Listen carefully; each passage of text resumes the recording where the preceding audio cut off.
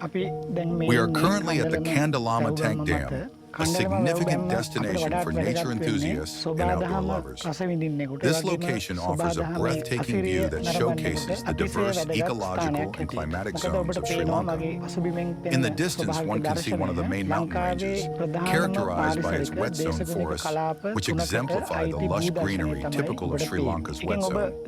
One of the island's primary ecological regions. Adjacent to Kandalama Tank, the landscape also features the intermediate ecological zone, home to its unique flora and fauna. Beyond this intermediate zone lies Sri Lanka's dry zone, marked by distinct vegetation and climatic conditions. Thus, the Kandalama Tank Dam is an important vantage point where one can appreciate all three of Sri Lanka's principal climatic zones within a single view, making it an exceptional site for ecological observation and appreciation.